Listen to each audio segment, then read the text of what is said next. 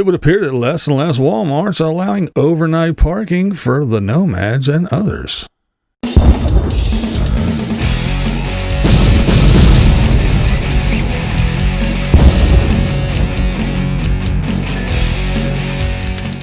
What's up, blind viewers? How's everybody doing? That's right.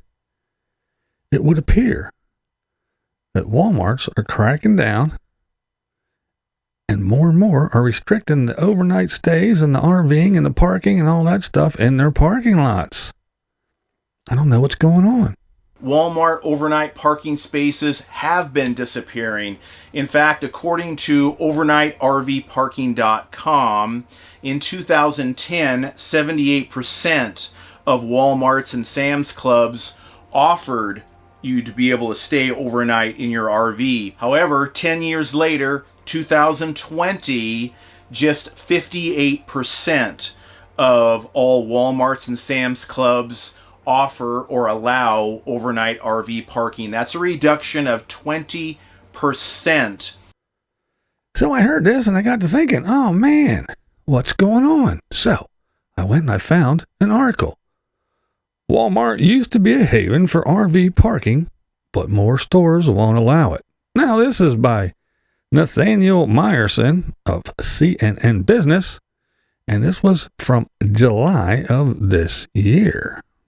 Now, the article goes on to say that people who track the industry say part of the reason more Walmarts are restricting overnight stays is because local ordinances have cropped up in recent years, banning overnight RV parking. All right, yeah, it says a lot of other things. It goes on to say some of these restrictions is due to RV travelers leaving litter in parking lots and dumping out wastewater from their toilets on the pavement. How can this be? Say it ain't so. There's no way. It's got to be those locals, because RVers would never do that, because RVers and van dwellers and full-timers are the perfect people. They take care of the environment. They would never throw out their trash. They would never dump their tanks. They would never do anything like that. They are the most awesome people on the planet. Just ask them. They'll tell you. Now, no, I'm not saying every single one of them out there doing this stuff, but yes, there are those that do. And don't kid yourself. They're out there. Come on. And here's some proof from an RVer. People just ruin things. I can't tell you how many times I would pull into a Walmart late at night and like there would be the millennial couple and their shelter dog and their 2.5 children, and they would be out in the parking lot like playing a game or cooking or inhabiting the parking lot. And where the RVs park, there tends to be more trash. And I think just on liability alone, Walmart is just not having it anymore.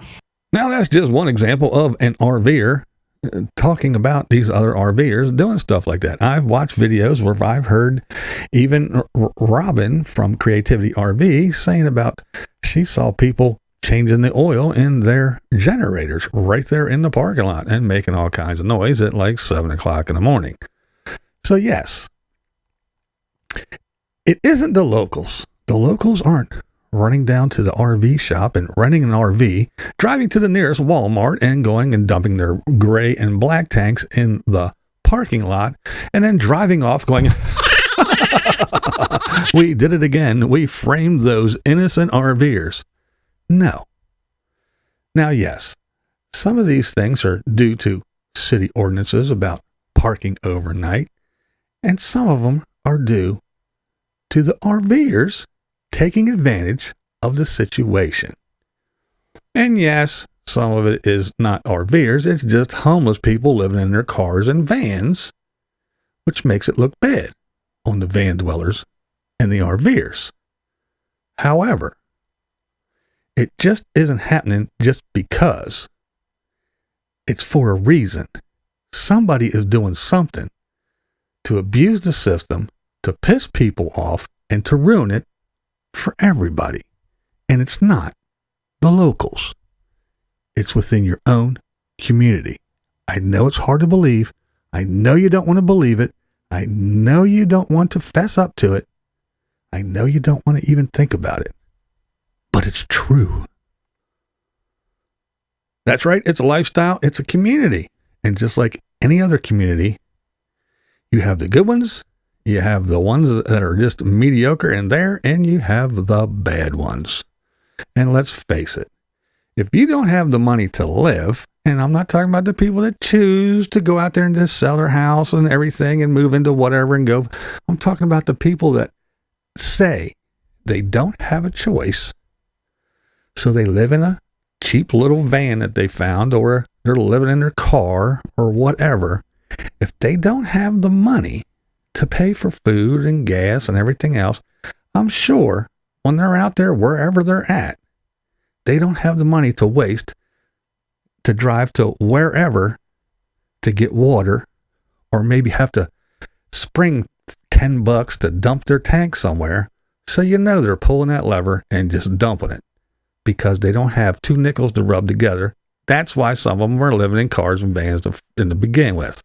And yes, I know you don't want to agree or admit to that either, but it's true.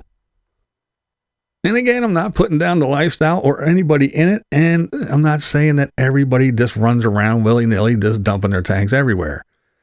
Again, it is a community, and every community has its ghetto, and you guys are no different. You don't have to agree. That's not the point. But this is Blind Views, and that's the way I see it. What we do here is go back.